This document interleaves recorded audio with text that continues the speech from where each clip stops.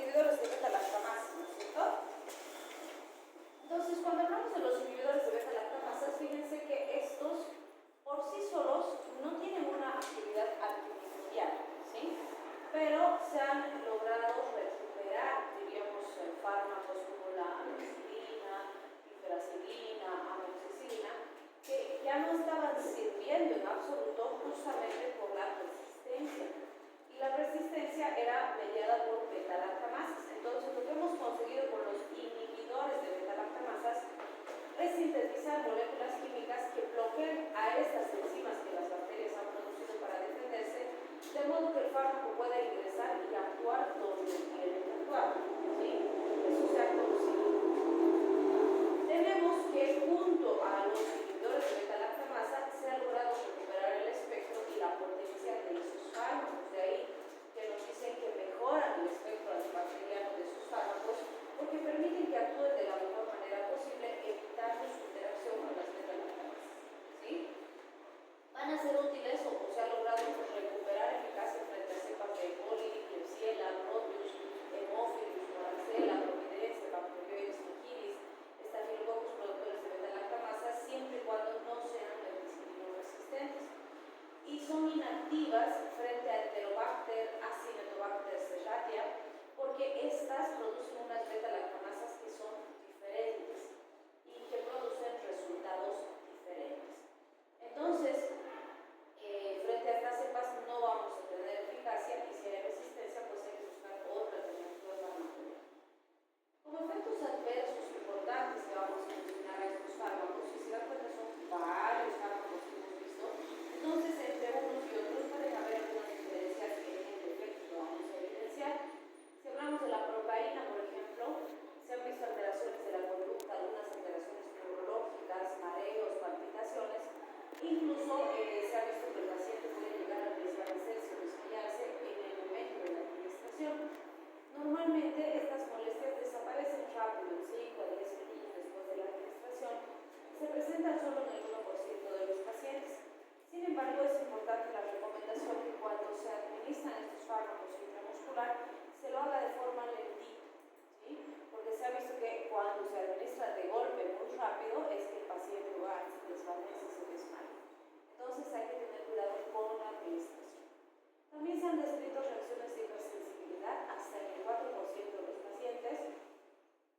Se ha visto anafilaxia, nefritis intersticiales, sobre todo con meticilina, que como dijimos ha sido una de las primeras en irse dejando de utilizar con la meticilina resistencia.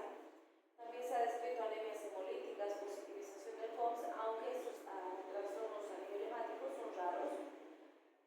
Las reacciones cutáneas eran poco frecuentes, pero estos últimos años hemos tenido más incidencia de reacciones cutáneas, no solo con beta-lactámicos, sino con varios otros grupos que antes no teníamos de este tipo. Entonces, las necrólisis epidémicas tóxicas o los síndromes de Stevens-Johnson, que antes eran súper raros, ahora son bastante frecuentes. Entonces, siempre tenerlos en cuenta y vigilar al pacientito, sobre todo si le vamos a dar periodos importantes de tiempo de tratamiento. También se han descrito leucopenias, fiebre, hepatitis, sobre todo con fluoxacilina, algunas reacciones cruzadas. De hecho, no se olviden que el grupo de las penicilinas principalmente es el grupo que tiene más antecedentes de hiperreactividad y de reacciones alérgicas. De ahí viene la prueba de sensibilidad a la penicilina, ¿no es cierto?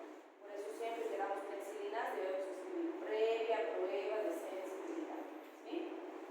Y si bien se ha visto que, por ejemplo, con otros beta-lactámicos como cefalosporinas y demás, puede haber distintos rangos de hipersensibilidad o de reacción cruzada, en general se recomienda que si hay reacción alérgica a uno, se trate de no usar los otros, considerando además que tenemos muchos otros grupos farmacológicos en los que no va a haber reacción cruzada. Y de todo lo que serían los fármacos que actúan en pared, el Aztreonam es con el que hasta el día de hoy no existen antecedentes de reacción cruzada. Por lo tanto, si hay pacientes alérgicos a las penicilinas, una gran alternativa es el Aztreonam, ¿sí? También vamos a mencionar que, por ejemplo, la penicilina y la amoxicilina presentan exantemas cutáneos, sobre todo en pacientes que han tenido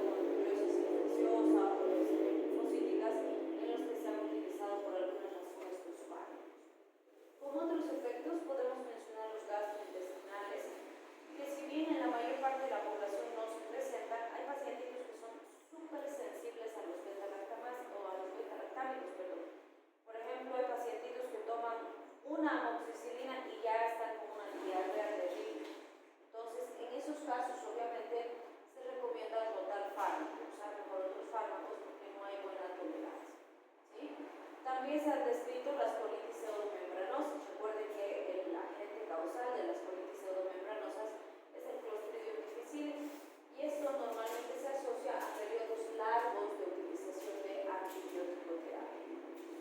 Bien, y la adición del ácido flavonálico vamos a ver que aumenta la frecuencia de diarrea en los pacientes porque obviamente se aumenta la potencia y la eficacia del tratamiento y también se va a depletar la microflora. Entre otros se han visto convulsiones, sobre todo a dosis altas de penicilina C y de imipenem, principalmente si se administran muy rápido. También se ha visto que en insuficiencia cardíaca puede haber empeoramiento de los síntomas con las carboxipenicilinas, por eso se recomienda no usar en pacientes cardiópatas o considerar el grado de afectación cardíaca que tengan. También se han visto alteraciones de la agregación plaquetaria con hemorragias, sobre todo si las dosis son altas. En pacientes con insuficiencia renal se recomienda disminuir las dosis en base al grado de insuficiencia del paciente. El Probenecid, si se acuerdan, ¿para qué usábamos Probenecid? ¿Qué es el Probenecid? Lo hemos visto en fármaco.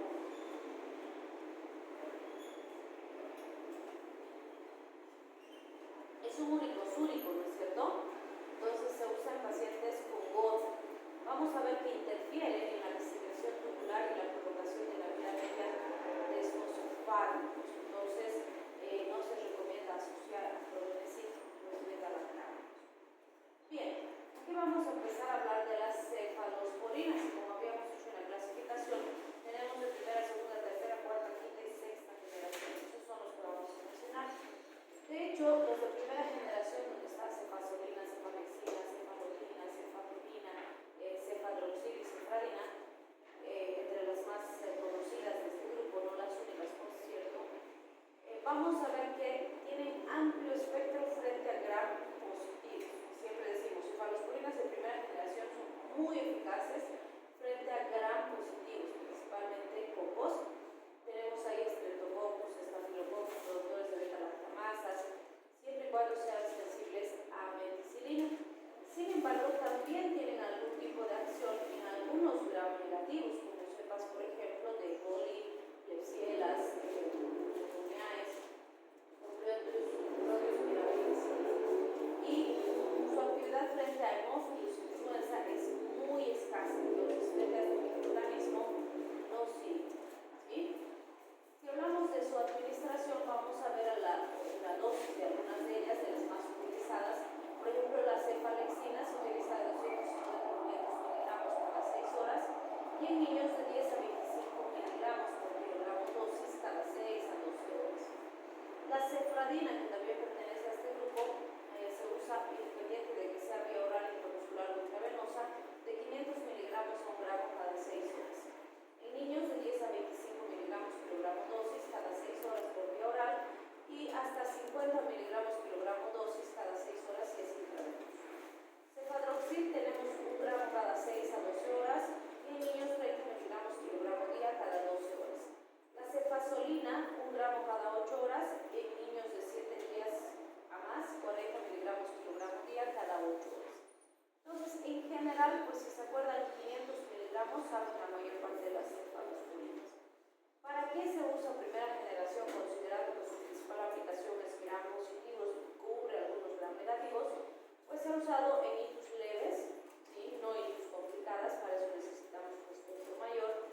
Infecciones leves de piel y tejido celular subcutáneo, pacientes que necesitamos realizar profilaxis quirúrgicas, la cefazolina es la más utilizada y puede ser considerada una alternativa en pacientes con alergias moderadas a las penicilinas. Pero insistimos, decimos puede ser una alternativa, ¿por qué? Hay autores que dicen que la reacción cruzada es poca, por decirlo así, no es muy importante, pero sí existe reacción cruzada porque recuerden que las cefalosporinas siguen siendo beta-lactámicos, tienen alguna diferencia estructural con las penicilinas, pero son estructuralmente parecidas, tienen el anillo 7 aminoencefalosporánico. Entonces eso determina que sí existe riesgo. Por lo tanto, si tengo una mejor alternativa a un grupo que es totalmente diferente, mejor, ¿sí? Menos riesgo. segunda generación, sabemos que segunda generación se ha creado tratando de mejorar el espectro frente a gram negativos, ¿no? Entonces, en teoría, se ha mantenido un poco el espectro de primera generación, pero digo entre comillas, porque depende del fármaco que estemos hablando. Vamos a ver que en cefalosporinas de segunda generación tenemos una amplia variación entre fármacos y fármacos del mismo grupo. Entonces, otros tienen mejor cobertura frente a gram negativos, que varía y que además podrían en algún caso perder la eficacia frente a gram positivos. Entonces vamos a ir viendo un poquito esas diferenciaciones por grupo. Por ejemplo, si hablamos de cefonicid, cefamandol y cefuroxima, ¿sí? Bueno, cefonicid y cefamandol son para administración parenteral y cefuroxima para administración oral, vamos a ver que son activos frente a hemófilos. Y recuerden, dijimos, ¿no? Primera generación no sirve para hemófilos.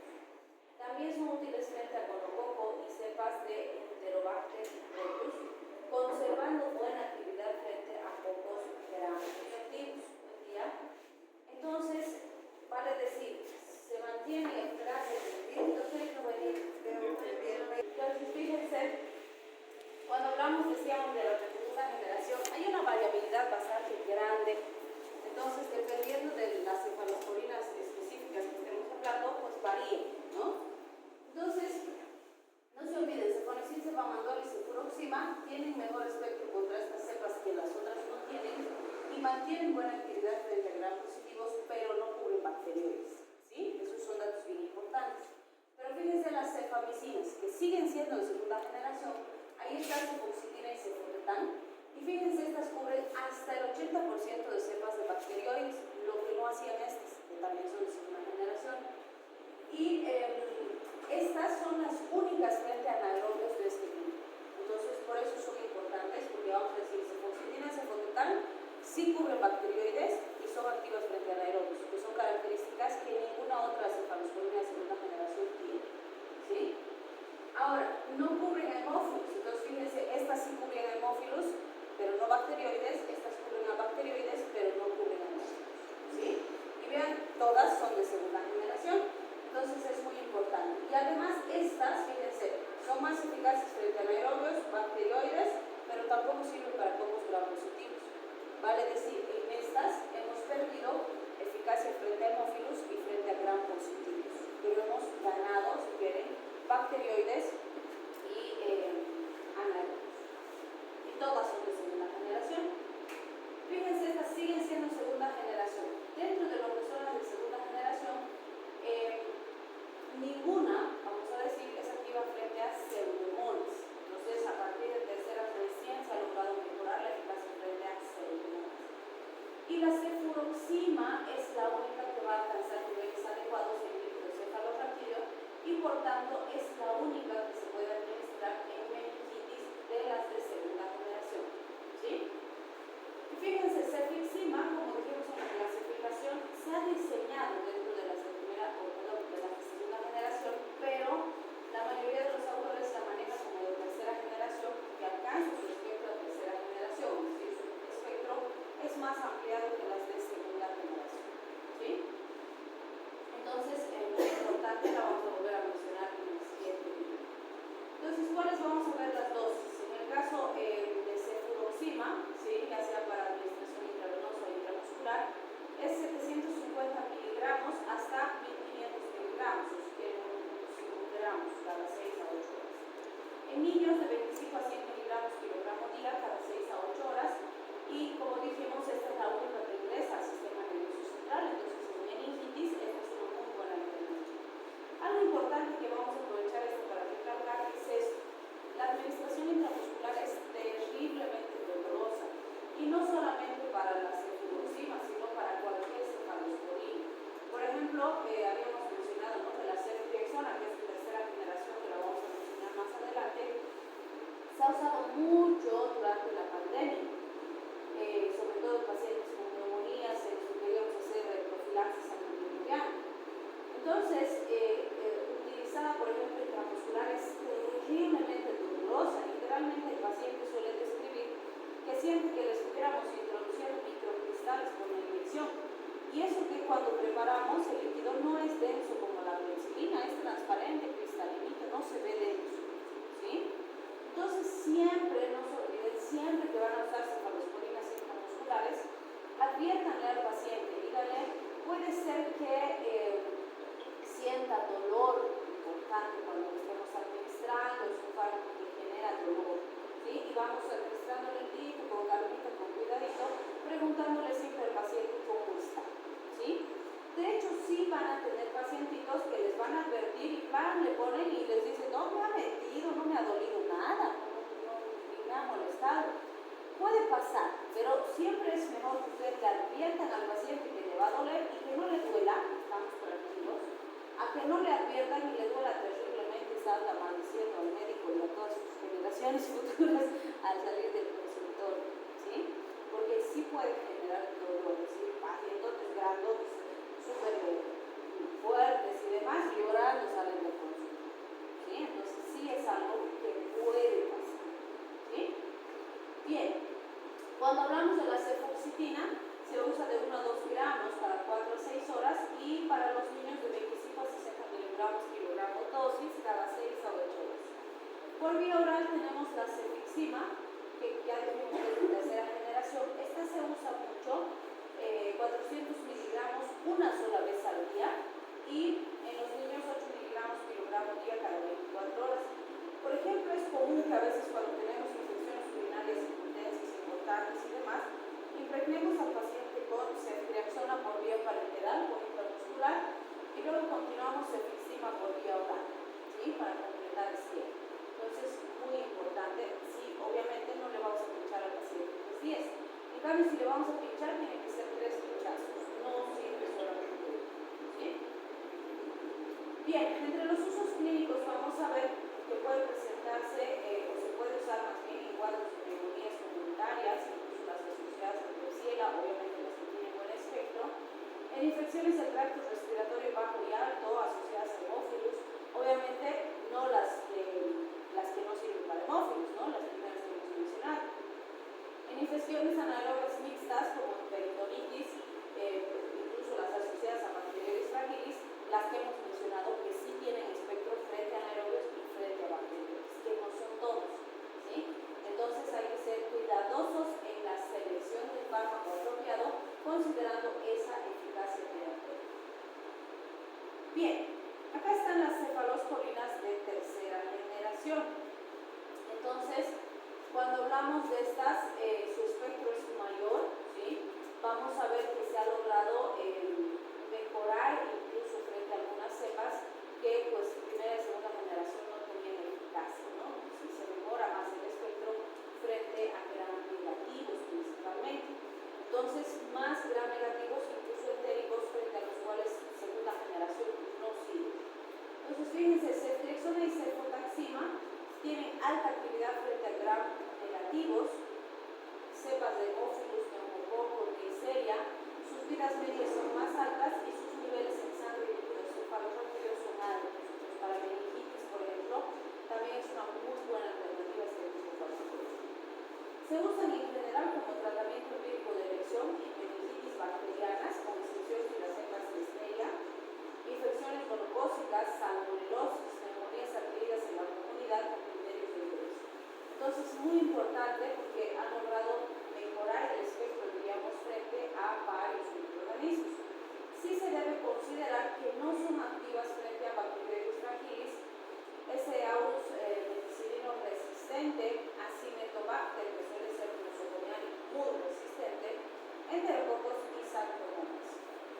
Y pues su actividad frente a gram positivos es variable, porque fíjense, igual que en segunda, se ha mejorado el espectro frente a gram negativos, pero en algunos fármacos se ha perdido eficacia frente a gram positivos. Entonces, por eso nos dice varía la eficacia frente a gram positivos. Por ejemplo, vamos a ver que tienen menos actividad que las de primera generación, ¿sí?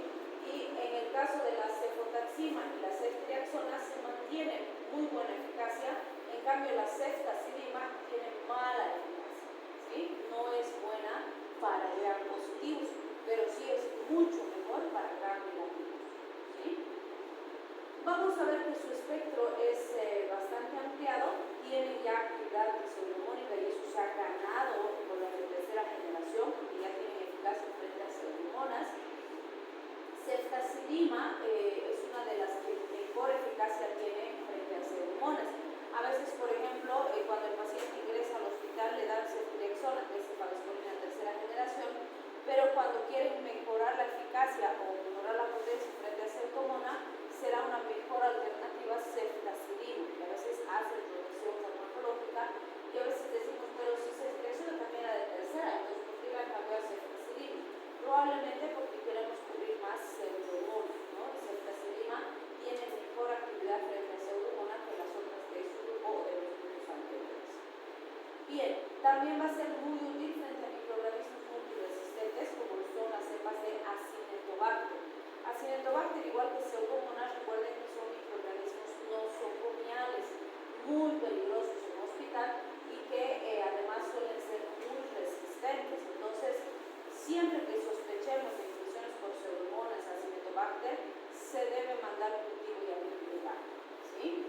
Es muy probable que con ceftazidima o las de tercera tengamos buena eficacia, pero mejor cultivo antiviral. Entonces vamos a ver las dosis de cefotaxima y de ceftriaxona. La cefotaxima se usa de 1 a 2 gramos cada 8 horas y en niños de 75 a 150 miligramos por gramo día cada 6 a 8 horas. La ceftriaxona de 1 a 2 gramos cada 2 a 24 horas y en niños de 50 a 100 miligramos por gramo día. Intramuscular cada 12 horas o pues parenteral también intravenoso existe, ¿no? Vamos a tener buen ingreso al sistema nervioso central, por eso decíamos que son muy útiles en pacientes con meningitis. La excreción renal es para la mayoría de estos fármacos, por lo tanto hay que ver la función renal del pacientito.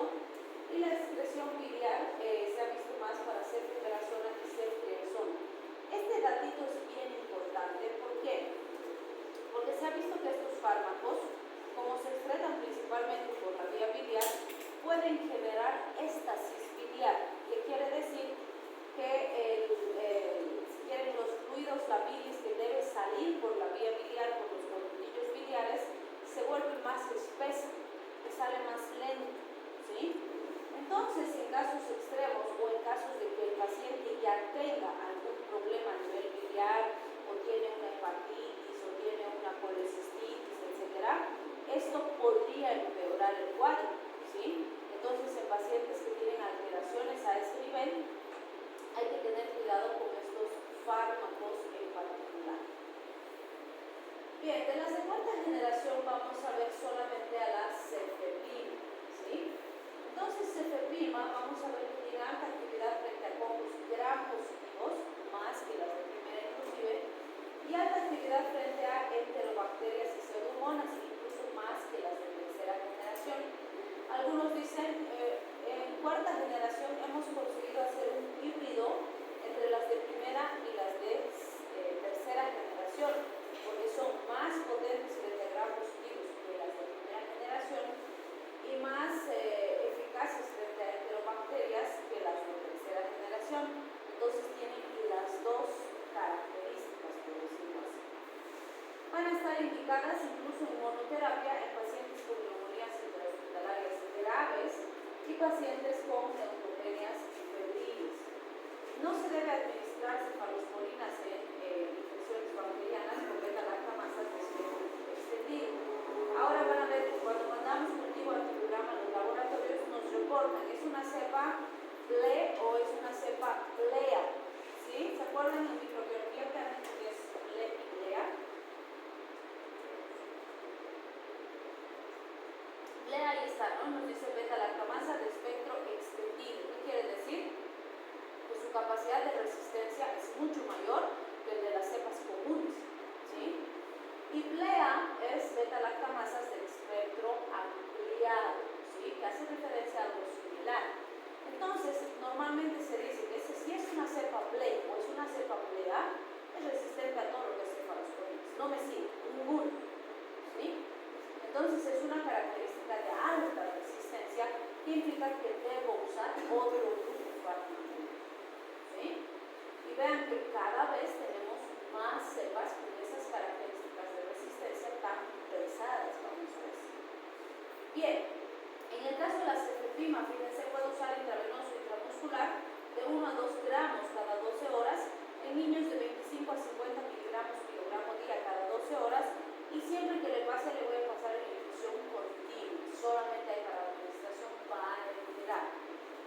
vamos a ver que sí tienen ingreso al sistema nervioso central, por lo tanto son útiles en cuadros como nephritis también. Se eliminan por vía renal y la farmacocinética es similar al de la ceftazidime, ¿sí? El uso clínico cuarta generación debía ser reservado para cuadros de alta complejidad en los que no hemos tenido buena eficacia con las anteriores generaciones, ¿sí? Entonces normalmente se reserva casos graves y principalmente si son intrahospitalarios, ¿sí? Bien, quinta generación es una gran promesa en la terapia. No vamos a entrar a dosis y demás porque se están probando todavía las eficacias, pero sí a lo que nos interesa en relación a su espectro. De quinta generación pues se menciona ceftobiprol, ceftarolina, que son las primeras que han salido al mercado y que se están probando. Y fíjense, ceftobiprol nos dice va a tener alta actividad frente a ese aurus meticilino resistente. Hasta antes de esto, ningún fármaco que tenemos a disposición es eficaz si hay penicilino resistencia. Pero esta promete ser eficaz en cepas que son penicilino resistentes, ¿sí? También frente a S-pneumoniae resistentes a penicilinas, ¿sí? Pseudomonas aeruginosas y enterococos que no responden a otras alternativas terapéuticas. Entonces, fíjense, cepas pesadas, cepas que no responden a otros fármacos, ¿sí? También vamos a ver que son, en el caso de la ceftarolina, muy activa frente a ese aurus y estafilococcus coagulasa negativos, sensibles y resistentes a meticilina. O sea, también cepas meticilino resistentes. También deberían ser útiles en cepas resistentes a banco, las famosas BRSA, que son vancomicino resistentes, ¿sí? También las que son resistentes a daptomicina, las cepas de S-pneumoniae resistentes a penicilinas, cepas de Haemophilus productoras de beta-lactamasas, cepas de Moraxella catarrhalis, Enterococcus faecalis, incluyendo cepas que son vancomicino resistentes. Vale decir, promete ser la solución para cepas contra las cuales ya habíamos perdido las batallas porque los fármacos que teníamos a disposición no les hacen nada, ¿sí? Y bueno, son inactivas frente a Enterococcus faecium, que todavía no tenemos alguna alternativa que podamos ofrecer en el paciente. Dentro de las de sexta generación, mencionamos al ceftriaxone porque se está probando, se está viendo su eficacia y demás. Entonces, fíjense, estas deberían ser útiles frente a gram negativos multiresistentes, otra vez frente a las cuales no tenemos ninguna otra alternativa para ofrecerle al paciente. Yo les pregunto, una cepa multiresistente, ¿con qué podríamos tratar? ¿Qué le ofrecemos al paciente si está colonizado por una cepa multiresistente hoy en día? ¿Qué le podríamos ofrecer? ¿Un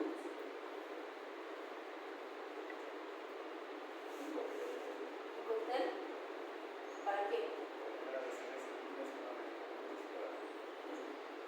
Y si es resistente a todo lo que puedes mezclar en tu cóctel. Porque sí tenemos, ¿no? Las cepas que son multidrogo resistentes. Por ejemplo, han escuchado, ahorita estamos en alerta, ¿no? Por streptopiógenes. El streptopiógenes es nuevo. No, es súper antiguo. ¿Y habitualmente qué tipo de infecciones produce? Infección respiratoria. Faringitis, en algún caso escarlatina, ¿no? O sea, infecciones que son comunes, que siempre las hemos tenido y que en general son leves a moderadas. La mayoría ni siquiera llegan a los hospitales, ¿sí? ¿Qué creen que puede haber pasado con esos dos niños que se han muerto? Uno, podrían haber tenido patología de base, que es muy probable, ¿no? Malnutrición, sistema inmune debilitado, que sí tenemos todavía un montón. Es muy probable, porque algo ha tenido que catalizar ese resultado, ¿sí? Pero también pudo haber sido una cepa multiresistente y que a pesar de la antibiótico-terapia, pues no ha respondido, ¿sí? Entonces vean cómo es tan importante esto, porque sí tenemos cepas multiresistentes y no se olviden que, como hemos dicho, las cepas entre ellas se pasan información de resistencia. Entonces, si no empezamos a utilizar correctamente nuestros fármacos, sí vamos a tener complicaciones muy importantes, ¿sí? Bien, entonces, ¿qué efectos adversos vamos a ver con este grupo farmacológico? Pueden haber reacciones de hipersensibilidad, se ha visto hasta en el 5%, o sea, es un porcentaje no muy alto, pero no se olviden lo que siempre les digo, si hay porcentaje, ¿qué nos dice? No nos fijemos en el número, nos fijemos en que existe la probabilidad de hipersensibilidad. Entonces, siempre manejamos con cuidado, ¿sí? ¿Hay reacciones cruzadas con las penicilinas? Sí, algunos autores nos dicen 5%, otros nos dicen 15%, otros nos dicen hasta 24%, ¿sí?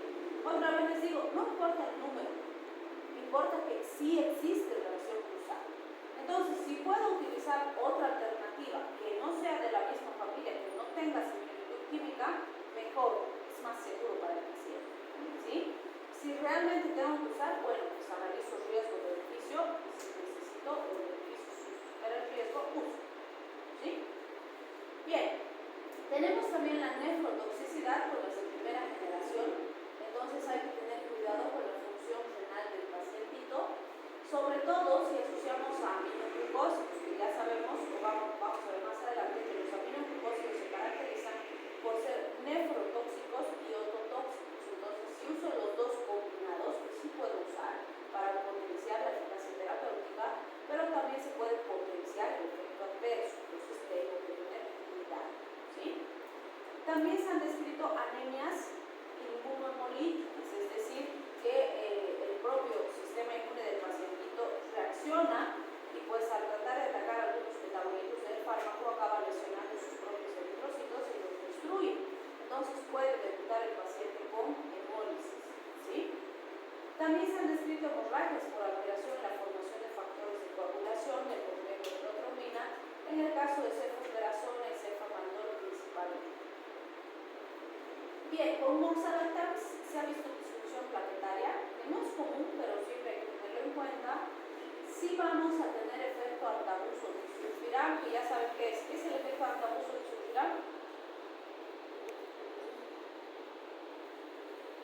Ya hemos visto alcoholes, ¿no? ¿Qué era?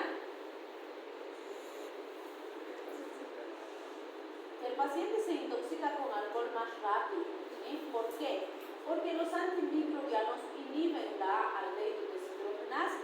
Entonces, ¿qué pasa? Se acumulan más rápido los metabolitos tóxicos del alcohol y eso hace que el paciente se sienta mal. Por eso es que cuando le damos estos antibióticos, le decimos al paciente, no puedes consumir bebidas alcohólicas, porque si consume alcohol, probablemente se intoxique más rápido, tenga náuseas, vómitos, diarrea por asociar con el fármaco, ¿sí? Bien, y aquí está el síndrome de la bilis espesa que les decía que con ceftriaxona y algunos de su grupo puede pasar por esa colelitiasis, colecistitis que el paciente probablemente ya tenga, la bilis se hace más espesa y entonces aumenta el riesgo de ictericia o de complicaciones a ese nivel por la estasis biliar que tenemos, ¿sí? Bien, vamos a ver los monobactams. ¿Quieren descansar un poquito? Bien, dentro de lo que son beta-lactámicos también tenemos los monobactams. Como ya hemos mencionado en algunos momentos, tenemos paracetamol. Este tiene un solo anillo beta-lactámico, es decir, es monocíclico, a diferencia de la estructura clásica que hemos visto al inicio con los beta-lactámicos. Eso hace que su espectro sea diferente, pero además que no se hayan descrito hasta ahora reacciones cruzadas. Entonces, fíjense el sinergivo frente a gram positivos y anaerobios, es decir, muy activos frente a gram negativos entre bacterias de Neisseria, Pseudomonas y Pseudomonas. Entonces, muy eficaz, gram negativos. Y puedo combinarlo con aminoglucósidos para mejorar su espectro de acción. Se usa de 1 a 2 gramos cada 8 horas. En niños de más de un mes, 120 miligramos kilogramo día cada 6 horas, aunque se dice que la seguridad en niños no ha sido demostrada, por lo tanto habrá que analizar muy bien riesgo-beneficio para poder utilizar. Y de hecho en niños chiquititos no se recomienda su utilización. La eliminación es principalmente renal, y como efectos adversos se ha visto exantema en la mayoría de los casos, y en algún caso elevación de las transaminases. Una ventaja importante es que se puede usar en pacientes alérgicos a las penicilinas.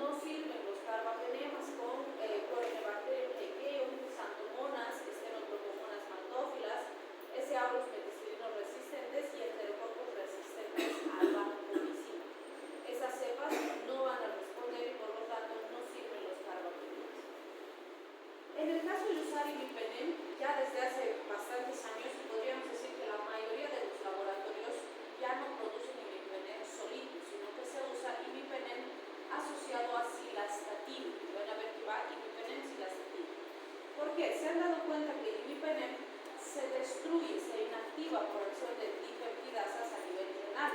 Es decir, las dipeptidasas son enzimas que nosotros tenemos a nivel de los riñones. Pero cuando el imipenem llega al riñón, estas enzimas lo destruyen, lo inactivan y se pierde la eficacia farmacológica. Entonces han visto que si asociamos imipenem con cilastatina, la cilastatina bloquea estas enzimas, de modo que se mantiene más tiempo el imipenem activo en el organismo del paciente y eso aumenta sus concentraciones en la orina y mejora su eficacia terapéutica. Por lo tanto, esa asociación, la cilastatina, si quieren, solita, no tiene ninguna potencia antibacteriana, pero potencia la eficacia terapéutica del imipenem, similar a lo que hemos descrito con las beta-lactamases. En el caso del imipenem, las dosis son de 250 miligramos a 1 gramo cada 6 horas por infusión lentita, y en nuestro medio lo habitual es que le demos o 500 miligramos o 1 gramo, ¿no? Difícilmente vamos a ver que un adulto le dé 250 miligramos. En los niños se suele usar de 15 hasta 25 miligramos por kilogramo dosis y podemos repetir cada 6 o cada 8 horas, aunque con esta tampoco se ha probado la eficacia o la seguridad, pero no la eficacia, la seguridad de los niños. Por lo tanto, también hay que hacer el análisis riesgo-beneficio, ¿sí? En el caso del meropenem por vía intravenosa, vamos a darle de 0,5 a 1 gramo cada 8 horas, es decir, 500 miligramos a 1 gramo, y en los niños de 3 meses hasta los 12 años se recomienda de 10 a 20 miligramos por kilogramo dosis cada 8 horas. La excreción renal es importante, por lo tanto, si hay insuficiencia renal o algún tipo de deterioro de la función renal, hay que hacer corrección de dosis o considerar usar una mejor alternativa. Si llegan al sistema nervioso central y se puede usar con dosis bastante altas en inhibidores, ¿sí? Bien, si hablamos del uso clínico, entonces fíjense, meropenem se da bien en infecciones intraabdominales, incluso pancreatitis, en el tratamiento empírico de infecciones nosocomiales graves por organismos multiresistentes. El ertapenem también pertenece a este grupo, aunque se usa menos que los anteriores, porque vamos a ver que su espectro es más bajo, ¿no? Normalmente se recomienda en infecciones adquiridas en la comunidad, como neumonías, infecciones intraabdominales, pero que no son de muy alta complejidad, como monodosis diaria. En cambio, para las infecciones intrahospitalarias por gérmenes agresivos y demás, no suele ser eficaz, por eso es que no se usa tanto. En el caso del imipenem, el efecto adverso de mayor riesgo son las convulsiones. Si bien se presenta en menos del 3% de la población, sí hay que tenerlo en cuenta, considerando que la convulsión implica lesión de neuronas y daño persistente, podríamos decir, que va a permanecer después del evento. También se han descrito náuseas, vómitos, diarrea, como en otros grupos antimicrobianos, en algunos casos exantema o reacciones locales que suelen controlarse rápido y no suelen traer grandes complicaciones. También vamos a hablar de los inhibidores de pared, de los que serían los glufopéptidos, y este es otro grupo bastante conocido en el hospital principalmente, porque en este grupo está la vancomicina, ¿sí? Entonces, en general, mencionamos dentro de los glufopéptidos los más usados, la vancomicina y la glicocalamina. Estos son bactericidas lentos. ¿A qué nos referimos con eso? A que su mayor potencia, su mayor eficacia de acción va a tardar en aparecer, ¿sí? No son tan rápidos como los otros que hemos mencionado. Son altamente eficaces en cocos gram positivos, algunos enterococos, estreptococos, estáfilos responden muy bien. También han dado buen resultado en infecciones crónicas por estafilococos resistentes a penicilina, tienen un efecto bastante significativo, por eso es que se usan en hospitales. En Listeria monocitógenes suele haber buenas respuestas, es decir, la mayoría de las cepas son susceptibles, e incluso actinomycetes y Clostridium podrían responder de forma eficaz, pero siempre es mejor hacer cultivo y habilidad. Se ha visto que los neumococos son resistentes, también hablamos de Helicobacterium, Klebsiella, como pueden ser una alternativa útil en infecciones graves en pacientes que son alérgicos a las penicilinas. Tampoco hay residuos significativos. Puede ser eficaz, pero como les digo, si tenemos en hospital cepas que son resistentes a vancomicina. Así que mejor en hospital cultivo antiviral. La absorción intestinal es escasa, por eso es que, si se acuerdan cuando veíamos la parte de generalidades, decíamos la biodisponibilidad por vía oral es cero. Entonces, normalmente se usa parenteral porque parenteral no es relevante la biodisponibilidad por vía oral. Entonces, se suele usar parenteral. Sí, como habíamos mencionado en su caso, existe una aplicación de vancomicina por vía oral en pacientes que tienen clostridium difficile y colitis pseudomembranosa por este agente y que con metronidazol, que es el tratamiento convencional, no han respondido adecuadamente.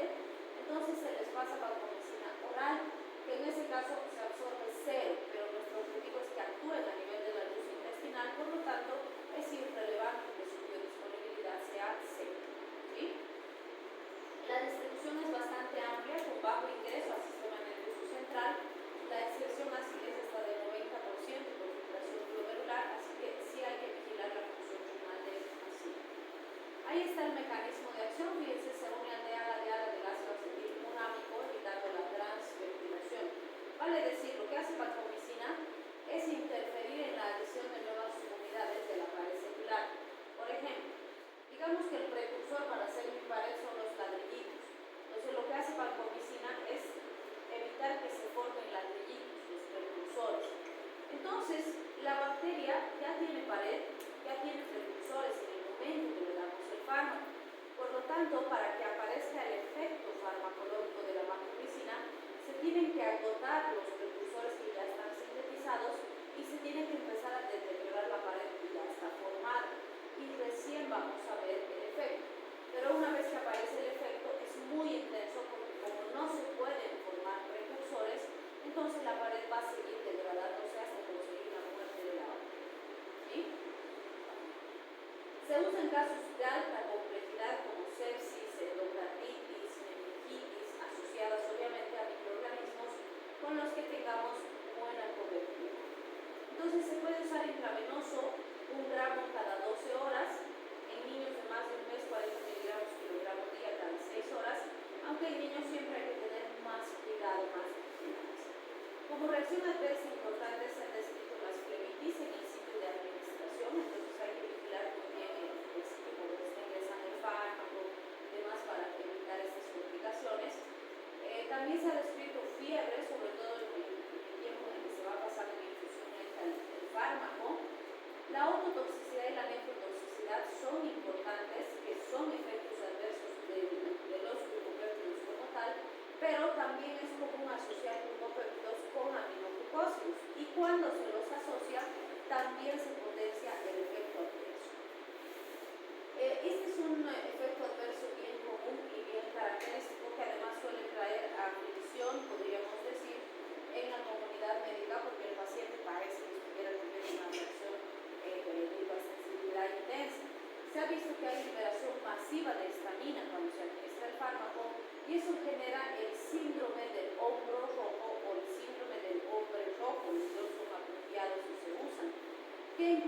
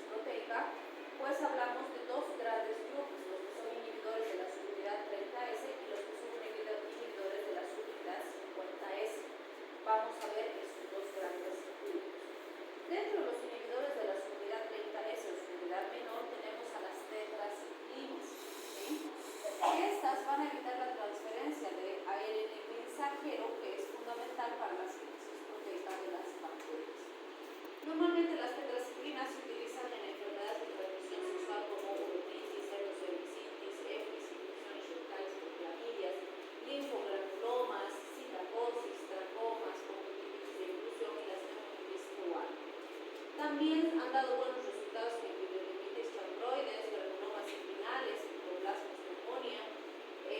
Se puede asociar tetracitrinas con aminoglucósidos, es brucelosis, rickettsiosis, tularemias, cólera inclusive. Se usa mucho las tetracitrinas para el tratamiento del acné. Podríamos decir que esta es una de sus principales aplicaciones en la actualidad, porque se dan ciclos de 10 a 14 días de tetracitrinas antes de iniciar el esquema con isotretinoína en pacientitos con acné muy ampuloso, ¿sí? Con el objetivo de distinguir las bacterias que están a nivel de piel, que están asociadas a la aparición de las pústulas en estos pacientitos. Entonces sí, da buen resultado. También se usa en la enfermedad de Lyme, sin compromiso del sistema nervioso central, por supuesto, y también sigue siendo una gran alternativa en el esquema combinado de erradicación del Helicobacter pylori. Cuando hemos visto el Helicobacter pylori han debido ver que hay varios esquemas y en algunos de esos esquemas se introducen tetracitrinas. Obviamente la eficacia es algo menor que con los esquemas de primera línea, pero pueden ser una gran alternativa cuando tenemos resistencia o fracaso con los otros esquemas. Algo muy importante con tetracitrinas es este dato. Cuando salieron al mercado, salieron con la consigna de que eran muy seguros durante la gestación y la lactancia y también en las etapas tempranas del desarrollo. Entonces, no había contraindicaciones ni en embarazadas ni en niños. Como son pocos los fármacos que son seguros durante la gestación, entonces se empezó a usar tetracitrinas ampliamente en mujeres embarazadas.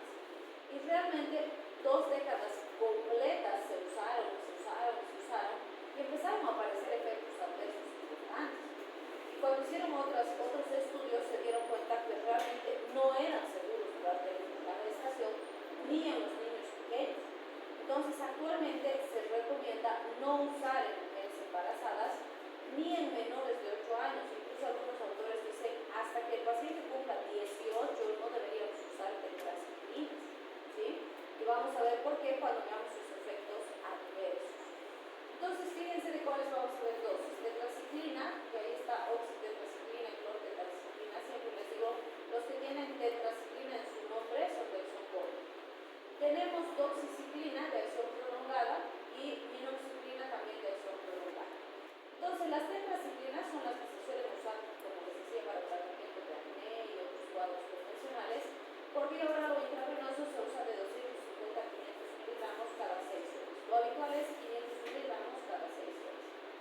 Doxiciclina son 100 miligramos cada 12 y minoxiclina es parecido porque uso solo 200 miligramos una sola dosis con impregnación y después mantengo 100 miligramos cada 12 igual que doxiciclina.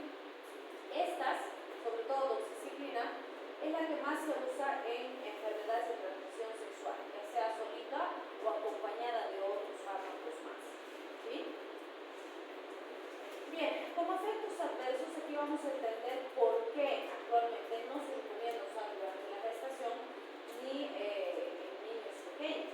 Entonces, los trastornos gastrointestinales son actuales, como con cualquier otro grupo de antimicrobianos. Puede haber náuseas, vómitos, diarrea, disminución de los bacilos susceptibles, como algunos que son de parte de la flora saprófita, lo cual hace que aproveche el clostridio difícil y pueda producir colitis pseudomembranosa.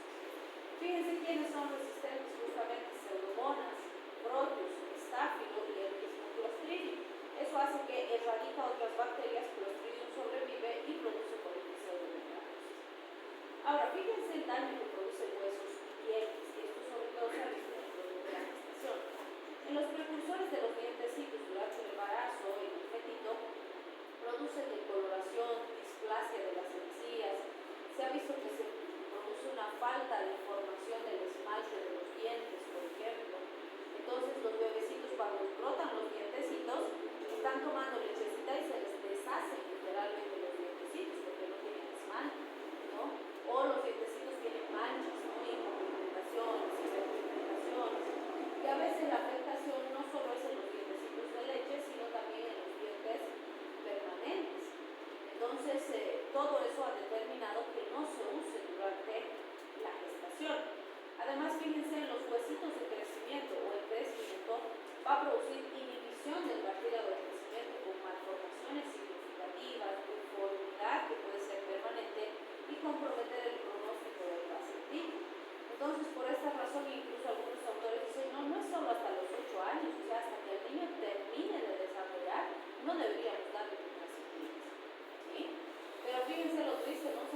cuenta de este gran daño después de 20 años de lesionar población, porque se pensaba que no producía ningún daño, ninguna consecuencia.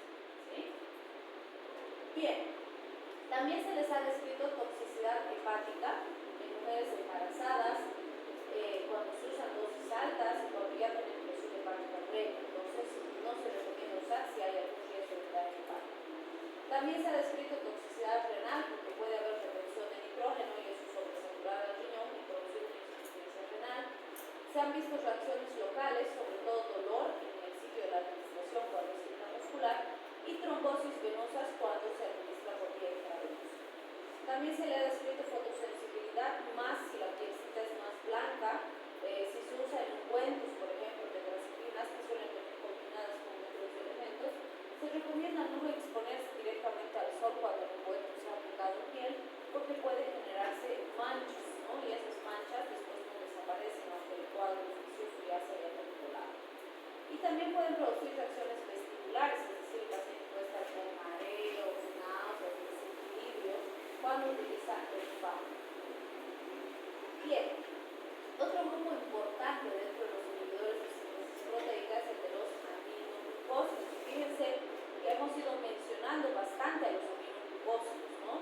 Y decíamos, pues dentro de los aminoglucósidos podemos combinarlos con los inhibidores de pared, porque el aminoglucósido tiene que entrar a la subunidad 30S para producir inhibición y el inhibidor de pared rompe la pared, entonces es como si le abriera la puerta para que el aminoglucósido entre más fácil.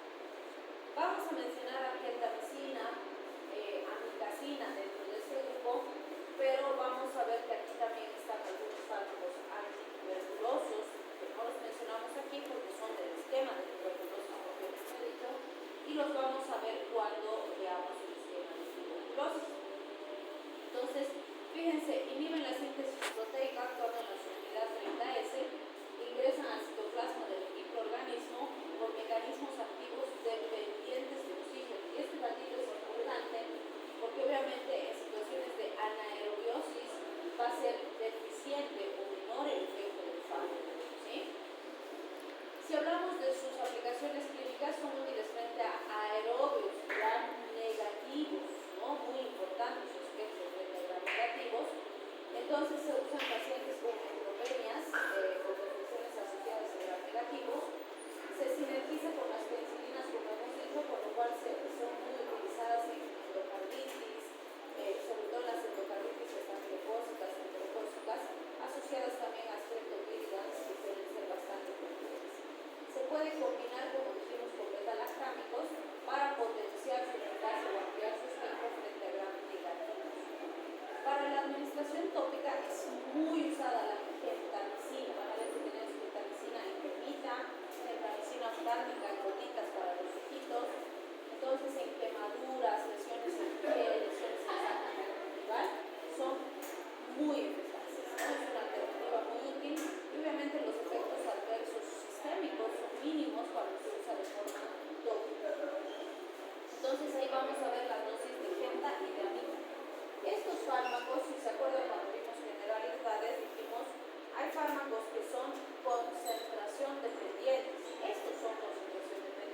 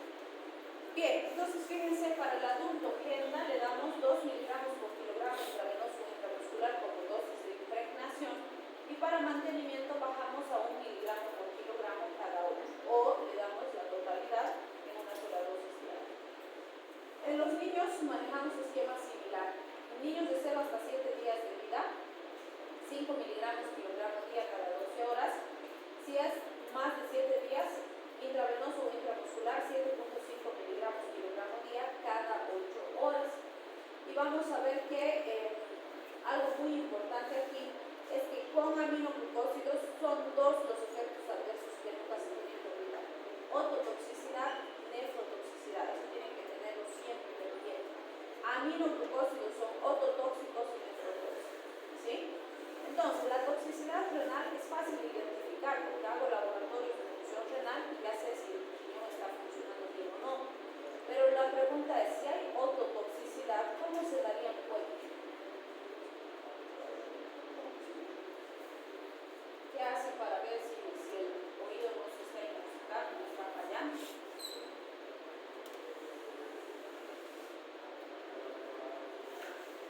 ¿Qué digo? ¿Cómo ve la ototoxicidad en el paciente?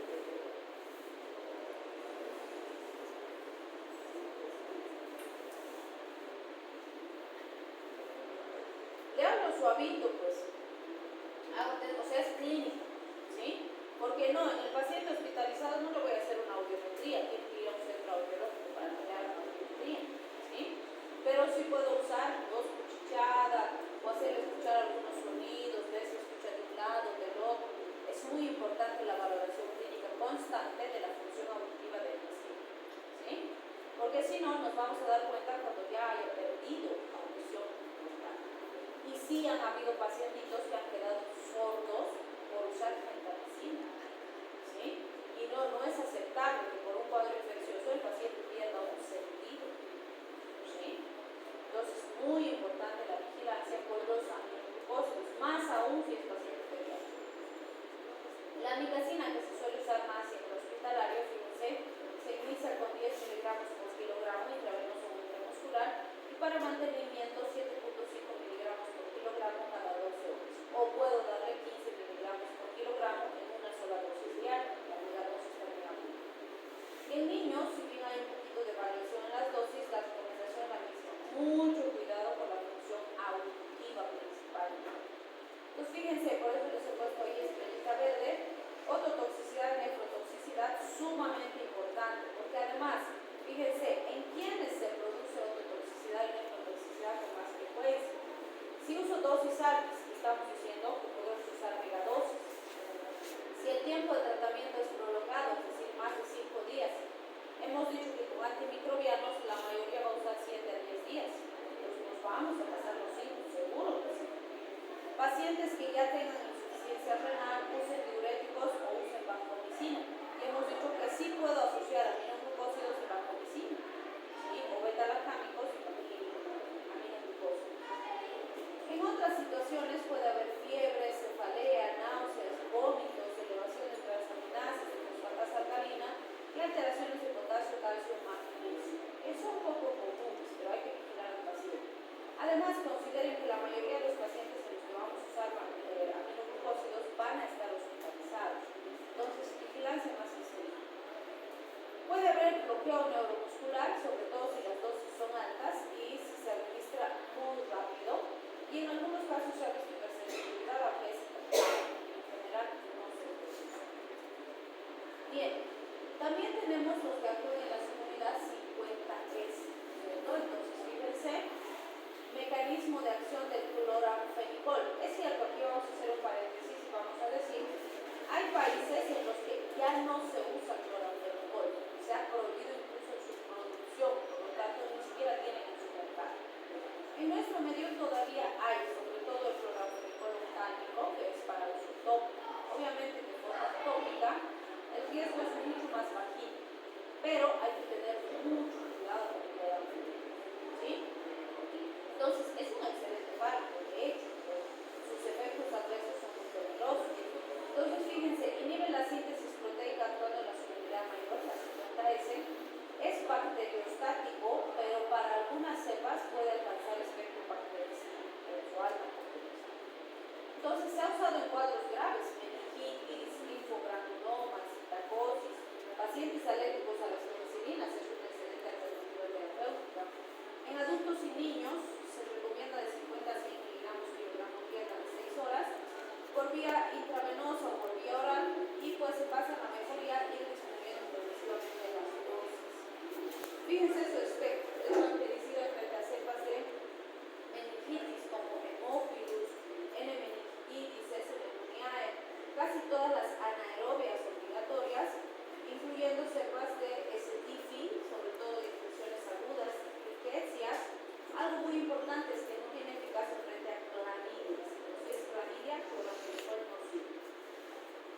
vamos a ver sus efectos adversos y vamos a entender por qué hay países que han prohibido su utilización. Los trastornos gastrointestinales no son preocupantes, puede haber náuseas, vómitos, diarrea, hiperalgia, igual que con cualquier otro grupo de antimicrobianos. El problema es esto, los trastornos hemáticos que se han asociado a este fármaco. Se han visto anemias que son reversibles, pero fíjense, para que aparezca anemia en el paciente, tratamientos de 1 a 2 semanas con dosis usuales, ¿vale? Es decir, no son ni dosis altas, y de 1 a 2 semanas estamos hablando de 7 a 14 días, que es algo habitual con antimicrobianos, ¿vale? Es decir, muy común que se produzca lesión de médula ósea, ¿sí? El problema más grave es este, las anemias aplásicas. Porque es cierto, para que aparezca una anemia aplásica se necesita la predisposición genética del paciente. Pero volvemos a lo que siempre decimos con la predisposición genética. Si el paciente tiene predisposición genética, solo voy a saber cuando aparezca el efecto adverso, cuando aparezca la complicación, porque antes de eso es imposible saber, ¿sí? Entonces, fíjense, si bien es netamente idiosincrático, no sé cómo saber quién va a tener la predisposición o no, y el punto clave es el tiempo de uso, que no necesita ser largo. Hay antecedentes de pacientes que estaban en su tercer día de tratamiento y ya desarrollaron anemia plástica, ¿sí? Pacientes que estaban en su quinto día de tratamiento y ya desarrollaron anemia plástica. ¿Y cuál es el problema? Que si aparece la anemia plástica, es irreversible. Vale decir, si aparece, mi paciente se va a morir por eso. Entonces, los países que han dejado de usar clorafenicol han dicho, de ninguna manera es aceptable que un paciente se nos muera con anemia plástica por el tratamiento de un cuadro infeccioso. Nos han dicho, no, hay otras alternativas, dejamos de usar clorafenicol y han dejado de usar, ¿sí? En los países latinos en general todavía se usa, pero con mucho cuidado. Como les digo, principalmente tópico, donde el riesgo es mínimo, ¿sí? Bien, entre otros efectos tenemos toxicidad en el recién nacido, sobre todo por efectos en la coagulación a nivel hepático, que es hipotencia, que es muy hepatotóxico. Y este síndrome, que por suerte es súper raro, pero cuando se presenta puede ser fatal, el síndrome del niño gris, se asocia a la aparición de vómitos, flacidez, hipotermia. El niño puede entrar en shock, colapso y fallecer. Y bueno, la característica y lo que le da el nombre al síndrome es que el niño se empieza a poner cada vez más gris, más oscuro, ¿sí? Los pediatras dicen es como si el pequeñito fuera perdiendo su luz y se fuera apagando cada día, se pone más oscurito hasta que finalmente fallece. Y bueno, las interacciones medicamentosas son importantes. Se ha visto interacción con todos los fármacos que son hepáticos, es decir, tienen competencia significativa con las P450. Además, interacciones con fenitoína o warfarina, clorpropamida, neorbutamida, entre algunas de las que se ha visto interacción. Bien, y el otro grupo que vamos a ver dentro de los inhibidores de la síntesis proteica es el de los macrólidos. Y este es un grupo súper importante, es el grupo de la eritromicina. Está eritromicina, claritromicina, acitromicina en este grupo. Estos inhiben la síntesis proteica actuando de forma reversible en la subunidad 50S. Entonces, muy parecido al clorafenicol. Fíjense, son útiles en micoplasmas pneumoniae, en legionelas, infecciones por estreptococo beta hemolítico, del tipo A, S pneumoniae. O sea, en los cuadros, por ejemplo, producidos por estreptobiógenes, ¿no? Que también se le conoce con este nombre, estos son altamente eficaces. Normalmente, si no funcionan beta-lactámicos, en las escarlatinas, por ejemplo, macrólidos es nuestra principal herramienta. Y van muy bien, ¿sí? Por eso les digo, no es algo, si quieren, común que se combinen como esos móviles que han aparecido, ¿sí? También podemos mencionar las neumonías adquiridas en la comunidad, en los competentes. Es muy común darles macrólidos. En diabéticos, por ejemplo, que son más sensibles, su sistema inmune es más depletado, va muy bien con macrólidos. Puedo asociar macrólidos a beta-lactámicos también, va muy bien. Puedo usar en alérgicos a las penicilinas y va a ir muy bien. En infecciones por clamidias, como alternativa a las tetracyclinas en mujeres embarazadas, es una excelente alternativa. En infecciones por anaerobios, como los actinomyces, la clarito va muy bien, ¿sí? Entonces, es un grupo maravilloso. Es cierto que hemos perdido mucho de este grupo gracias a la pandemia porque se ha abusado de la acitromicina, que se ha usado en el paciente con COVID por la esperanza de que tenga algún tipo de acción antiviral, por eso se ha usado así. Pero la evidencia actual que tenemos nos dice que no se justifica darle acitromicina a los pacientes con COVID, a no ser que tengan una sobreinfección bacteriana. Pero como antiviral no tiene eficacia. Los resultados son igual en las poblaciones que han usado acitromicina y las que no han usado acitromicina. Por lo tanto, no se justifica actualmente darle acitromicina de rutina al paciente con COVID porque no mejora el cuadro viral y sí estamos arruinando uno de nuestros mejores antimicrobianos. ¿Sí? Entonces, mucho ojo con eso. Vamos a ver las dosis de la eritro, que es el prototipo, la cloravitro, que se usa mucho como Helicobacter pylori, y la acitromicina, que también sigue siendo una gran vitamina. Entonces, fíjense, la eritromicina se da de 250 miligramos hasta 1 gramo cada 6 horas, por vía intravenosa 1 gramo cada 6, y en niños 40 miligramos por gramo día cada 6. Lo habitual es usar 500, ¿sí? Muy importante, tiene que ser cada 6. Si no va a cumplir el paciente cada 6, entonces busco otro fármaco, pero no arruino la eritro, porque algunos dicen, que tome cada 8 la eritro. Estamos arruinando el fármaco, estamos facilitando la resistencia, ¿sí? La clarito se puede dar cada 12 horas, su espectro es más ampliado que el de la eritromicina, se usa 500 miligramos cada 12 horas, que es la dosis habitual, también se puede usar parenteral, pero nunca en bolo ni tampoco intramuscular, ¿sí?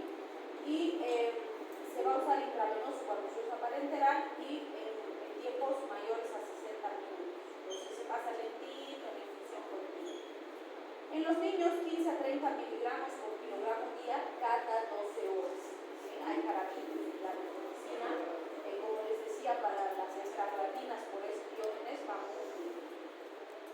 Acitromicina de 500 miligramos, esta se usa una sola vez al día. El esquema básico con acitromicina es 500 miligramos una vez al día por 3 días. Ese es el esquema básico. ¿Sí? ¿Se puede dar hasta 1 gramo? Sí, se puede, en casos graves. Se puede dar hasta 5 días también en casos graves.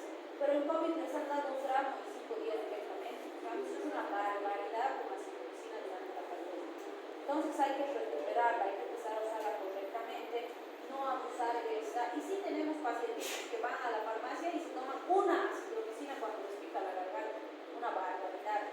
Entonces vamos a perder este grupo si no lo empezamos a cuidar. De hecho ya lo estamos perdiendo, ¿sí? En niños, 10 miligramos por kilogramo día, también por 3 días, solo en casos muy complejos, hasta 5 días. Algo importante con los macrólidos es que también es un fármaco que se usa como inmunomodulador, es decir, se ha considerado, por ejemplo, van a ver que algunos dermatólogos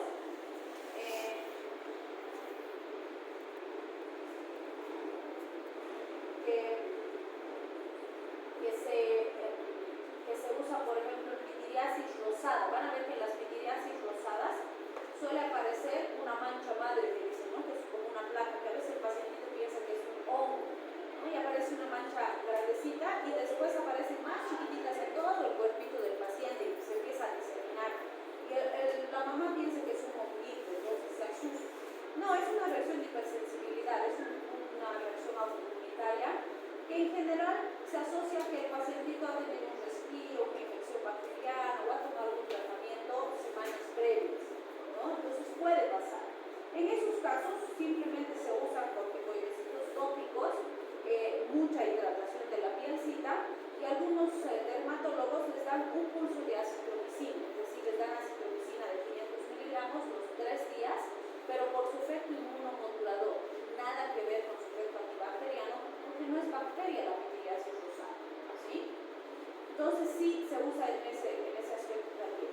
También los macrólidos tienen acción prokinética, es decir, que aumentan el tránsito gastrointestinal. No usamos con ese objetivo tampoco, porque es un grupo de antibacterianos muy útil. No vamos a estar echando a perder, mejorando la actividad gástrica cuando nos sirven contra microorganismos. Pero sí es algo que debemos saber, porque puede ser que le doy al paciente y me dice, no, estoy entrando con más frecuencia al baño, ¿no? Y si es estreñido, pues entra todos los días y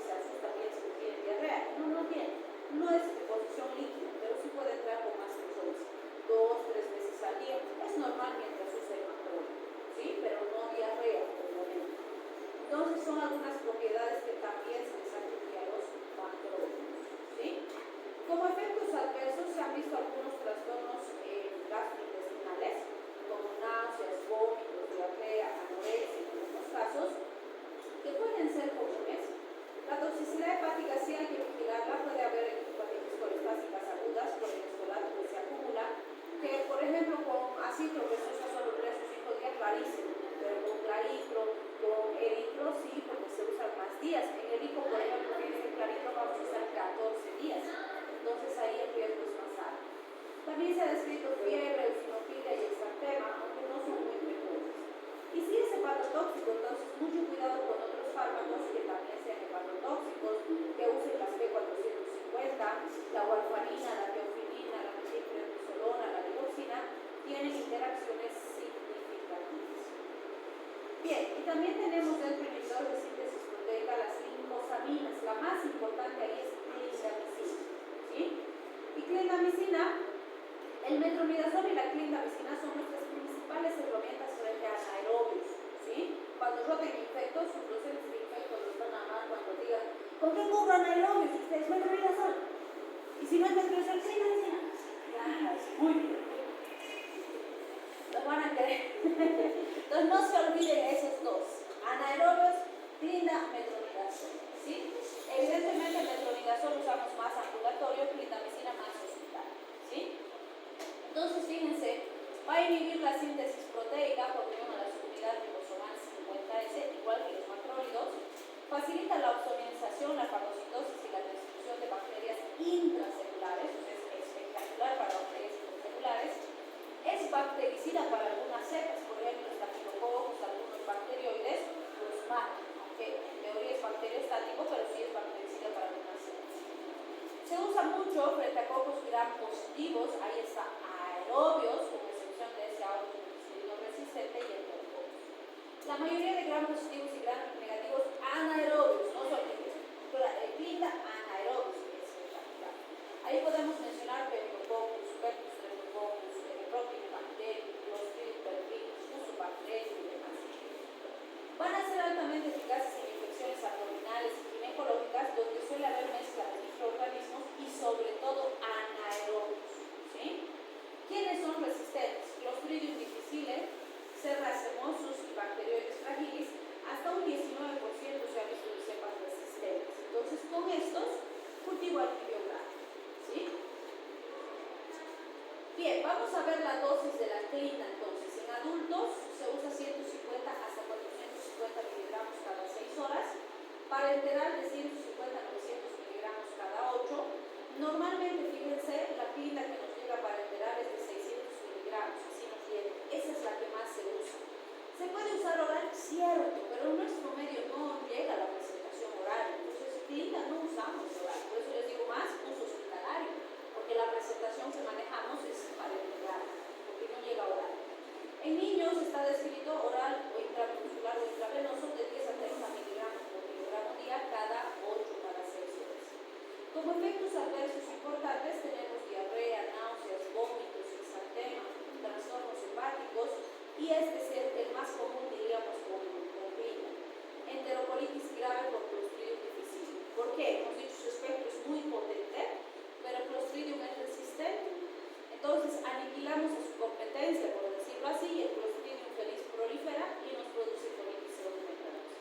¿Sí? Entonces su principal complicación, colitis pseudomembranosa. Ya, descansamos un poquito.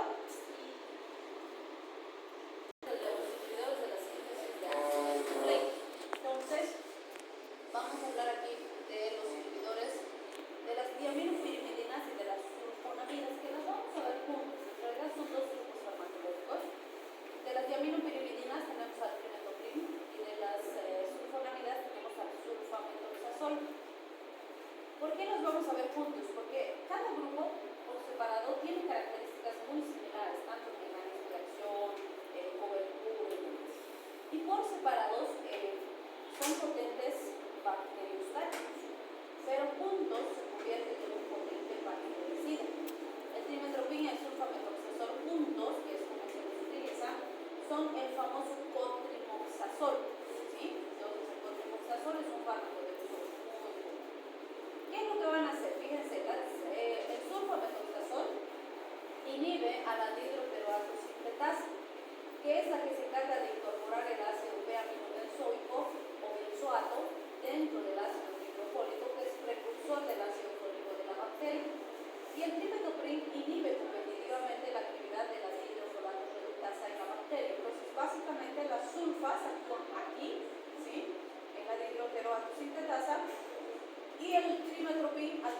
aquí en la dihidrofolato reductasa, ¿vale? Es decir, son dos enzimas que actúan en dos pasos sucesivos de la síntesis del ácido fólico, ¿sí?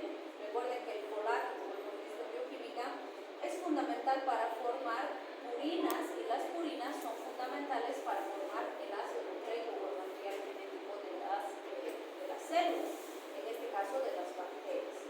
Entonces, fíjense, el ácido p-aminobenzoico se convierte en ácido hidrofólico, ese ácido hidrofólico en purinas y las purinas finalmente en ácidos nucleicos. Vale decir, al bloquear las dos enzimas, lo que estamos haciendo es evitar que la bacteria forme sus ácidos nucleicos, y si no tiene ácidos nucleicos no va a tener material genético y no va a tener hijas, pues, porque no puede formar nuevas células sin material genético. ¿En qué me sirve esta combinación?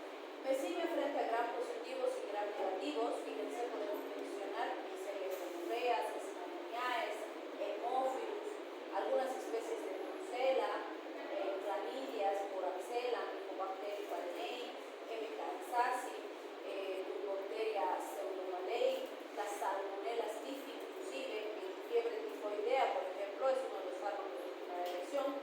También mencionamos infecciones genitourinarias altas y bajas, tanto para profilaxis como para tratamiento específico, incluso en las bacteriurias asintomáticas, las prostatitis, va muy bien. En enfermedades de transmisión sexual como Neisseria gonorrhoeae, linfogranulomas, chancroides, puede servir. En enfermedades de tracto gastrointestinal como Shigella, Salmonella, E. coli, Helicobacter responde bien. Tracto respiratorio alto y bajo. Neumonías, incluso las neumonías producidas por Pneumocystis jirovecii, infecciones por nocardias y asteroides. La pregunta es, ¿en quiénes producen neumonías Pneumocystis jirovecii? Porque no es un microorganismo común. ¿A ustedes, por ejemplo, les podría producir neumonía Pneumocystis jirovecii? ¿No? ¿Por qué no?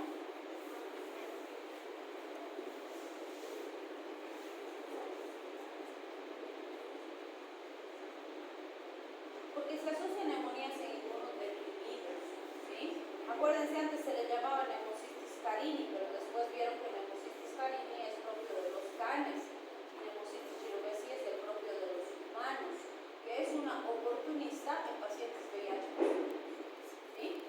Entonces, en las neumonías en pacientes VIH positivos se suele usar estos sulfas, ¿sí? Bueno, la asociación de sulfas y diaminotilamina.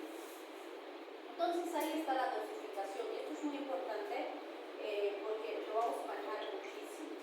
Fíjense, como es combinado, directamente ya viene combinado en comprimidos, en jarabes y demás. Entonces, por ejemplo, para el tracto urinario, chancroides, linfogranulomas, se recomienda 160-800 cada dosis. Y van a ver, por ejemplo, cuando vemos el cotrimoxazol, puede haber cotrimoxazol y cotrimoxazol forte. O si quieren de Pagó, es el Pacticel y el Pacticel forte. O si quieren de Tergol, es el Bacterol y el Bacterol forte. Son fármacos súper conocidos y súper utilizados. Es cotrimoxazol. Entonces ya viene asociado. Entonces fíjense, el normal, vamos a decir, tiene 80 de trimestoprim, 400 de sulfamethoxazol. El forte tiene 160 de trimestoprim, 800 de sulfamethoxazol. Si se dan cuenta, es el doble, ¿sí? Entonces, a eso me refiero cuando digo cotrimoxazol o cotrimoxazol forte, ¿sí? En el tracto urinario deberíamos usar la presentación forte, 160-800 cada 12 horas, y va bastante bien. En Shigella salmonella, vale decir pacientes con diarreas, infecciones gastrointestinales, forte 160-800, pero cada 8, cada 12. ¿De qué depende cada 8, cada 12? De la severidad del cuadro del paciente. Si está muy complejo, le puedo dar cada 8. Si no, cada 12 va bastante bien, ¿sí? En Pneumocystis jirovecii, nocardias y asteroides, que son oportunistas y en pacientes inmunocomprometidos, fíjense, forte, pero fíjense el intervalo, cada 6, ni siquiera cada 8, cada 6. ¿Por qué? Porque es paciente inmunodeprimido. Yo le doy la presentación más alta, el intervalo más corto, ¿sí? ¿Sí hay parenteral? Sí. En cualquiera de estos casos que sea muy complejo, muy grave, el paciente está con mucha sintomatología y demás, puedo pasarle parenteral, lo hospitalizo y le puedo pasar parenteral, ¿sí? Ahora, en los niños, esto es bien importante, fíjense, me dice 8-40 miligramos por kilogramo día por vía oral cada 12 horas. ¿Qué quiere decir? 8 miligramos sulfapropin, 40 de sulfamethoxazol. No necesito calcular los dos, tiene la equivalencia perfecta en el jarabe, solamente calculo con uno. Lo que no me tengo que confundir es con cuál voy a hacer el ejercicio. Si voy a usar 8 para calcular y uso la presentación fuerte de jarabe, usaré 160, ¿sí? Si uso 40, usaré 800 para hacer el cálculo, ¿sí? Si uso la presentación pequeña o baja, la normal, uso 8 miligramos y usaré 80, y si uso 40, usaré 400, ¿sí? Vale decir, digamos que el Juanito pesa 20 kilos, ¿cierto? Entonces, si le voy a dar cotrimoxazol en jarabe, mi jarabe viene de 80 a 400, mi jarabe viene de 80 a 400, entonces, ¿qué haría? Digo 20 por mi dosis kilopeso, que es 8, por 80, que eso viene en 5 ml, ¿tú ves? Dividido, ay, perdón, más 80, 5 ml dividido entre 80. Son los miligramos de la solución. ¿Cuánto es? 20 por 8 por 5, entre 80. 10 ml, ¿sí? Pero no se olviden que le voy a dar, en el caso del pacientito pediátrico, cada 2. Entonces esto dividido entre 2 va a ser 5 ml. Ok, entonces al Juanito, porque pesa 20 kilos, le voy a dar 5 ml cada 2 horas. ¿Sí? Y fíjense, si calculo con 40, me tiene que salir exactamente lo mismo. ¿Qué va a ser? 20 por 40, esa va a ser la diferencia, por 5, pero aquí voy a usar 400. Me va a salir igual 10 dividido entre 2, igual 5. ¿Sí? Por eso es que no necesito calcular con los dos. Solo calculo con uno, pero no me tengo que equivocar con cuál calcular. Si uso 8 y lo divido entre 400, pues me va a salir una barbaridad. ¿Sí? Entonces, aplicamos lo mismo que ya conocemos, pero bien aplicado. ¿Sí? No se debe utilizar en niños menores de 2 años, la seguridad no ha sido probada, pero por encima de los 2 años es una excelente alternativa. Entonces, fíjense, básicamente esta asociación de fármacos me está cubriendo vía respiratoria, vía gastrointestinal y vía genitourinaria. ¿Sí? Es excelentísimo su espectro. Solo hay que ser bien enfáticos en que tienen que cumplir los 10 días de tratamiento que le vamos a dar, o los 7, porque si no va a haber resistencia y ya no nos va a hacer bien. Pero es un grupo súper bien. Bien, ¿qué efectos adversos tenemos con las sulfas? Fíjense que puede haber fiebre, exantema, urticaria, dermatitis, fotosensibilidad. Se ha descrito dermatitis exfoliativa, tipo síndrome de Stevens-Johnson. Antes era rarísimo con sulfas, pero estos últimos años hemos tenido también un incremento de la incidencia, o sea, hay más personas. También se ha visto náuseas, vómitos, diarrea, estomatitis, que no suelen ser muy comunes. Sí, trastornos hematopoyéticos de todas las series. Pueden haber infecciones leucemoides o hemólisis, es decir, se ha visto anemias, bicitopenias, pancitopenias con alteración de leucos, con alteración de plaquetas. Entonces sí hay que vigilar, sobre todo si es paciente VIH positivo, por ejemplo, que vamos a tener que usar más tiempito y podemos incluso necesitar después de profilaxis. Entonces, si usamos más tiempo, vigilar la médula ósea, vigilar la parte hemática del paciente. También se han descrito algunos trastornos renales, como cristaluria, hematuria, obstrucciones. El pH puede ser neutro o ácido, se cambia el pH de la orina. Y en los pacientes recién nacidos hay un riesgo potencial de kerníferos, pero como hemos dicho, idealmente no se debería usar en menores de 2 años. ¿Sí? Bien, y el último grupo que vamos a ver, creo, es este de las quinolonas. Van a ver que hay autores que dicen son quinolonas y fluoroquinolonas, que se clasifican así. Las quinolonas serían las de primera generación, donde está el ácido naridix y el ácido clorhídrico, por ejemplo, y las fluoroquinolonas serían las de segunda, tercera y cuarta generación. Yo digo, es más sencillo manejar las generaciones. Y tenemos 4 generaciones, ¿sí? Primera, segunda, tercera y cuarta generación. ¿Cuál es la diferencia? Las de primera generación no tienen flúor en su estructura química y a partir de segunda ya son fluoradas, por eso se les dice fluoroquinolonas, pero todas son quinolonas, ¿sí? Entonces lo que va variando, igual con las cefalosporinas, las penicilinas y demás, es el espectro de acción en base a la generación que tienen. Entonces, primera generación, súper activas frente a gram Entonces han sido potencialmente útiles, sobre todo en infecciones urinarias, considerando que E. coli es el agente causal más común, ¿sí? Entonces hay ácido nalidíxico, ácido clorhídrico, muy útil, solo que suele haber mucho efecto adverso, ¿no? No es muy bien tolerado. La mayoría de las pacientitas o los pacientitos presentan náuseas, vómitos, malestar general, entonces a veces no toleran bien, por eso es que no se usa con tanta frecuencia, pero son buenos fármacos. Segunda generación, fíjense, son activos frente a aerobios gram negativos, o sea, mantienen mejor aspecto frente a gram negativos, muy útiles frente a gérmenes intracelulares como Rickettsia, clamidia, micoplasma, legionela, y frente a muchas micobacterias. Y este es un dato bien importante, porque este grupo es el que se considera como el salvavidas o el respaldo cuando tengamos resistencia frente a los fármacos del esquema actual de tuberculosis. Y por eso los infectólogos dicen, por favor, cuiden las quinolonas o las fluoroquinolonas de segunda generación, porque esas van a ser nuestra alternativa si aparece resistencia a alguno de los fármacos del esquema de tuberculosis. Pero el problema es que están haciendo tiras con segunda generación. Fíjense quiénes están ahí: norfloxacina, ciprofloxacina, ofloxacina, ¿sí? Y tenemos un montón de resistencia a estos fármacos porque se usan como sea. Infección urinaria leve, plan directo le meten norfloxacina, ¿sí? Entonces se está abusando de este grupo, no se está usando bien y lo vamos a perder si lo seguimos manejando así. Fíjense, tercera generación, activos frente a aerobios gram negativos, muy activo frente a cocos gram positivos, incluidas cepas resistentes de neumococo y estáfilo. O sea, este grupo es súper potente, ¿sí? Y ahí está la levofloxacina. A la pobre levo la hemos hecho tiras en la pandemia también, ¿sí? Porque, pues, bueno, hemos utilizado como profilaxis antibiótica en pacientes con neumonía por COVID, que obviamente no era una neumonía bacteriana, pero ante nuestra situación, la característica de nuestros hospitales, todos los elementos que teníamos, pues se justificaba hacer profilaxis. Y como su espectro es tan amplio, pues se ha usado mucho levo. Pero hay que usarla con cuidado, porque sí tenemos cepas ya resistentes al levo.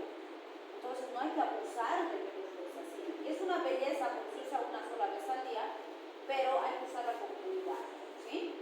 Y fíjense, cuarta generación son activos frente a aerobios gram negativos y gram positivos, y la única frente a anaerobios. Entonces, fíjense, anaerobios también tenemos quinolonas cuarta generación, ¿sí? ¿Quiénes están aquí? Clinafloxacina, gatifloxacina, moxifloxacina, ¿sí? Y fíjense que sí tenemos en el medio paciente a infección urinaria leve, ¡pim!, gatifloxacina. Entonces estamos arruinando y perdiendo nuestras mejores estrategias o nuestras mejores herramientas. Cuarta generación es un avión de fármaco, pero deberíamos reservarlo para casos complejos, graves, en los que no tenemos mejores alternativas ahí. Pero si arruino mis mejores arsenales con cosas sencillas, simples, cuando necesite para casos graves ya no me van a servir, ¿sí? Entonces hay que usar con cuidado las quinolonas. Es un muy buen fármaco, muy buen grupo farmacológico, pero hay que usarlo bien. Fíjense su mecanismo de acción. Inactivan la DNA girasa de la topoisomerasa 2 bacteriana y la topoisomerasa 4, interfiriendo en la replicación del material genético y la segregación de cromosomas y la transcripción genética. Por ese mecanismo de acción son altamente potentes, son bactericidas, a pesar de actuar en síntesis de ácidos nucleicos, ¿sí? ¿En qué deberíamos usar? Infecciones urinarias complicadas, que no han respondido bien a otras alternativas, orquiepididimitis, prostatitis, gastroenteritis bacterianas severas, fiebres entéricas, osteomelitis, que son casos graves. Fiebre tifoidea, sí.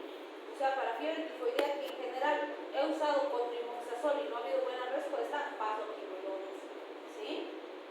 Pero, fíjense, hasta el 50% de la salmonella notifi ya ha demostrado resistencia. Y sabemos que la notifi es más dura que la tifi, pero pues, hay que ver, mejor si hacemos cultivo antibiogramas y no estamos viendo buena respuesta de la ¿sí? Bien.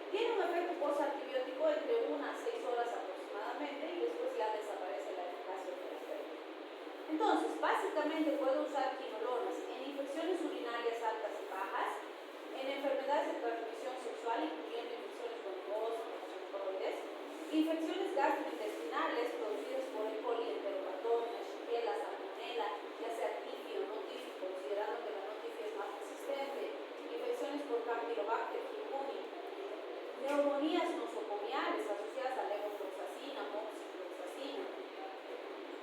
Entonces, la levo, como hemos dicho, ha sido la que hemos usado más en pacientes con neumonía por COVID que estaban hospitalizados para profilaxis de una infección nosocomial intrahospitalaria. ¿Sí?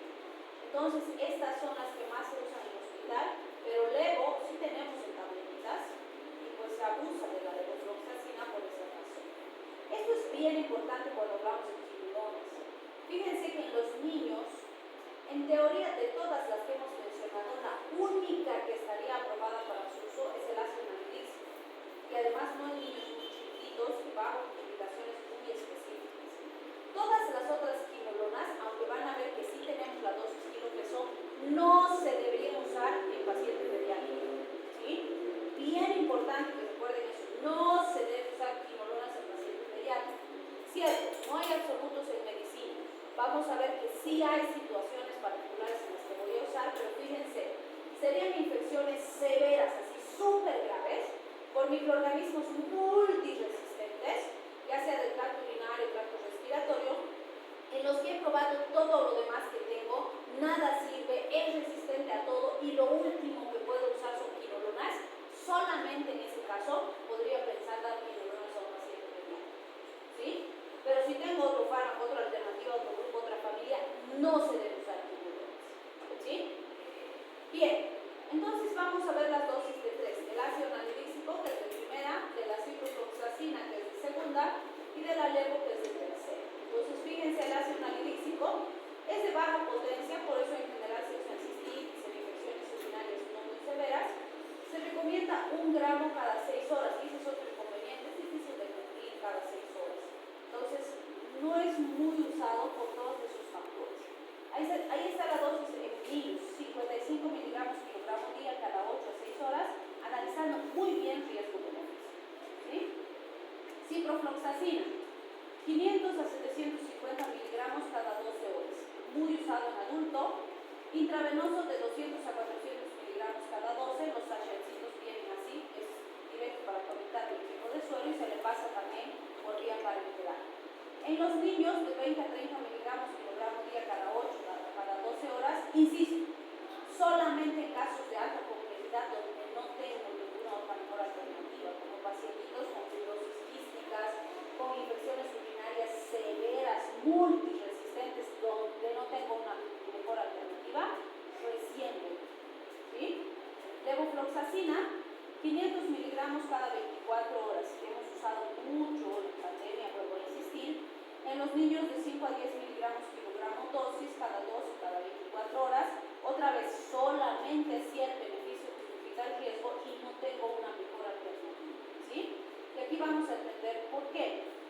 En sus efectos adversos están descritas las náuseas, vómitos, diarrea, cefalea, vértigo, exantema, daño hepático por levofloxacina. Estas tendinitis son bien importantes porque se ha demostrado en varios estudios que pueden lesionar los tendones y eso precipitar incluso ruptura de tendones en el paciente. ¿Sí? Por eso es que se dice que si tengo pacientitos con alto riesgo, que hacen alta descarga, que ya tienen alguna lesión tendinosa o que son deportistas, por ejemplo, tengo que tener mucho cuidado con las quinolonas porque podría precipitar alguna lesión que interrumpa su actividad a largo plazo. ¿Sí? Entonces, mucho cuidado con eso. También se han descrito alteraciones hemáticas, falla renal aguda y convulsiones si se asocia a teofilina, entonces no asociar a teofilina. Aquí está la razón por la que decimos tanto no en niños, no en niños, no en niños. Generan daño en el cartílago de crecimiento que puede producir malformaciones permanentes, artropatías, dificultades en el desarrollo, la diferenciación celular a ese nivel. Entonces no se debe usar en menores de 18 años, ni en embarazadas, ni durante la lactancia. Por eso es que quinolonas, mucho cuidado con pacientes pediátricos. ¿Sí? Bien.